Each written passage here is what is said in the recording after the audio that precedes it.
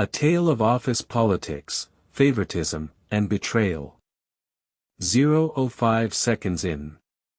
Can you imagine walking into work every day feeling like your success is being actively sabotaged by those above you?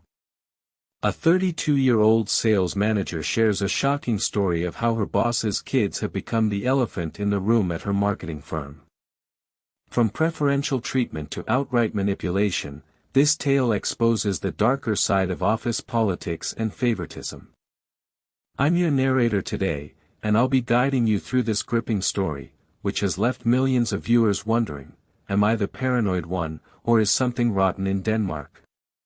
So grab a cup of coffee, sit back, and let's dive into the world of Karen, Tom, and their seemingly endless influence over our protagonist. As a sales manager at a mid-sized marketing firm, I've had my fair share of successes and failures. But nothing could have prepared me for the events that unfolded last week. My boss, Karen, is 45 years old with over a decade of experience in the industry. She's married to Tom, who works as a senior copywriter at our company, which already raises some suspicions, but I'll get to that later. Karen and Tom have 2 kids, and from what I've observed, they're not exactly model parents when it comes to respecting their colleagues' workspace. Their kids are always running around the office, making messes, and distracting people from their work. It's like they think the company is some sort of daycare center for their little ones. As a sales manager myself, I was tasked with leading a project for one of our biggest clients. I spent hours researching, writing the pitch, and working closely with our design team to create a cohesive presentation. But just as we were about to present to the client, Karen swooped in and took over the lead role.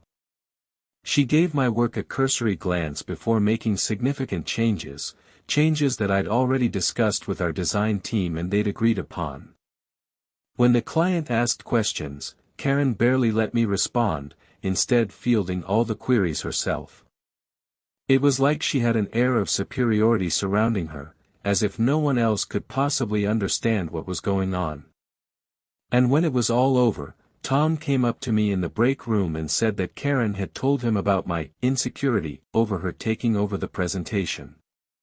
Apparently, I'm too sensitive and can't handle criticism, but that's just a convenient excuse to belittle me in front of others. It's not about being insecure, it's about being disrespected and undervalued as an employee.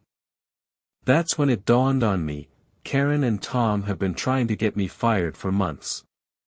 Their kids are the key to their influence at the company, but that's not all, they've also got a reputation for being difficult parents who use their position to get special treatment. Tom has even used his senior position to give himself A-list clients and projects, pushing junior employees like me aside in favor of more familiar faces. But it gets worse. My partner, a freelance writer who works remotely full-time, thinks I'm just being too sensitive when I come home from work stressed out about Karen and Tom. She tells me to man up or that I'm overreacting, but she's not exactly in the same shoes as me. My best friend, Rachel, is also a marketing professional who works at a rival firm. She's been trying to poach me with promises of better pay, more autonomy, and a less toxic workplace environment. But every time we talk about leaving, Karen finds out and somehow manages to guilt-trip me into staying. She says I'm lucky to have the job and that I'd be abandoning my colleagues by leaving.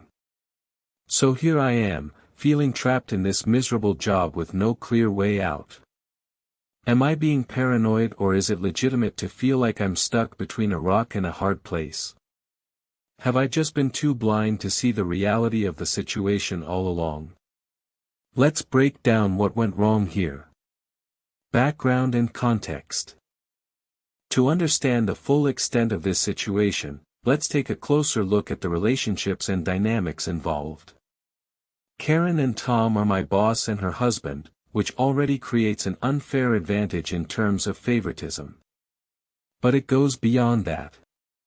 Their kids are the ones causing distractions and messes in the office, making it harder for everyone else to do their job efficiently. It's like they're taking up valuable resources without contributing anything meaningful in return. As a sales manager, I've worked hard to build relationships with my colleagues and prove myself as a valuable member of the team. But Karen and Tom seem to think that just because they have kids, they deserve special treatment, and they're not afraid to use their influence to get it.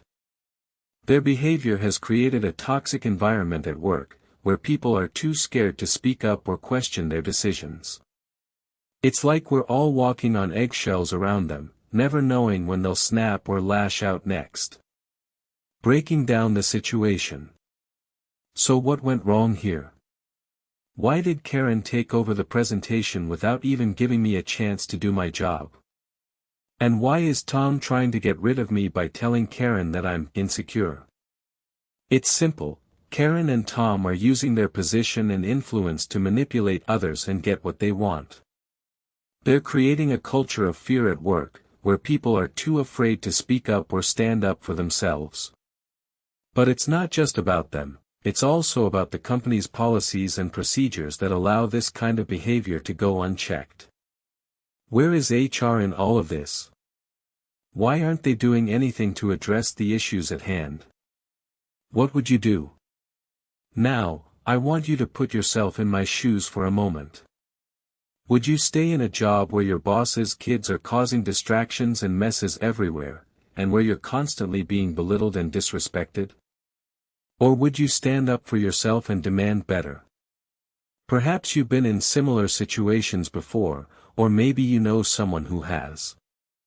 Share your stories with us. What would you do if you were in my position?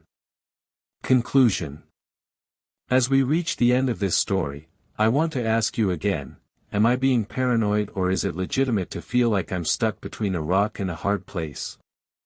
Have I just been too blind to see the reality of the situation all along? Whatever your answer may be, one thing's for sure, Karen and Tom are using their influence to create a toxic environment at work. And if something isn't done about it soon, more people will suffer the consequences. So, what do you think? Should we comment below and share our thoughts on this story? Or should we subscribe to our channel for more engaging content like this? Either way, remember that you're not alone in feeling trapped or undervalued at work. There's a whole community of people out there who care about your well-being and want to hear your stories. Thank you for watching, and don't forget to hit that notification bell so you can stay up to date with all our latest videos.